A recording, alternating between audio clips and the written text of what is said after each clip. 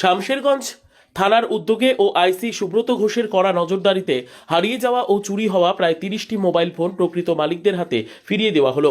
বর্তমান সময়ে mobile phone শুধু যোগাযোগের মাধ্যম নয়, এটি মানুষের দৈনন্দিন জীবনের অত্যন্ত গুরুত্বপূর্ণ একটি অংশ। পড়াশোনা, ব্যবসা বাণিজ্য, অফিসের কাজ, ব্যাংকিং লেনদেন, ডিজিটাল নথি থেকে শুরু করে ব্যক্তিগত স্মৃতি, ছবি, ভিডিও, জরুরি তথ্য সবই এখন মোবাইল ফোনের মধ্যেই সংরক্ষিত থাকে। ফলে একটি ফোন হারিয়ে যাওয়া মানে শুধু আর্থিক ক্ষতি নয়, মানসিক চাপও বেড়ে যায় বহুগুণ।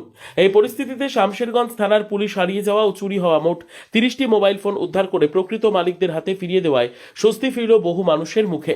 সোমবার বৈকালে থানায় ডেকে আনুষ্ঠানিকভাবে ফোনগুলি তুলে দেওয়া হয়। এই কর্মসূচিতে উপস্থিত ছিলেন ফারাক্কার এসডিপিও শেখ শামসুদ্দিন, আইসি সুব্রত ঘোষের নেতৃত্বে। অল্প সময়ের মধ্যেই প্রযুক্তির সাহায্যে ফোনগুলি উদ্ধার করা সম্ভব হয়েছে বলে পুলিশ সূত্রে জানা যায়। ফোন ফিরে পেয়ে খুশি মালিকরা জানান, বর্তমান সময়ে মোবাইল ছাড়া এক মুহূর্ত চলা কঠিন। পুলিশ যেভাবে দ্রুততার সঙ্গে কাজ করে তাদের ফোন ফিরিয়ে দিয়েছে তাতে তারা অত্যন্ত আনন্দিত। তারা শামশেরগঞ্জ থানার পুলিশ ও বিশেষ করে আইসি সুব্রত ঘোষকে ধন্যবাদ জানান। পুলিশ সূত্রে আরও জানা যায়, শামশেরগঞ্জ থানায় প্রতি মাসে নিয়মিতভাবে এই ধরনের উদ্ধার অভিযান চালিয়ে হারিয়ে যাওয়া মোবাইল ফোন প্রকৃত মালিকদের হাতে ফিরিয়ে দেওয়া হয়। এই উদ্যোগ সাধারণ মানুষের মধ্যে পুলিশের প্রতি আস্থা আরও দৃঢ় করেছে। শামশেরগঞ্জ থানা কেন মোবাইল চুরি হয়ে গেছে সারাদিনে। কতদিন আগে কি হয়েছিল?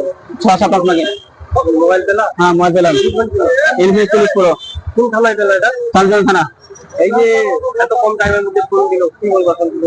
কোনো কোনো ধন্যবাদ জানাই শামশেরগঞ্জ থানা পুলিশদেরকে, অনেক অপরে ফোন এসে কি আমরা মোবাইলটা পেয়ে গেছি। কোথায় গেছো? এখন ভিডিও করবো না দেখে বললাম সাহিল।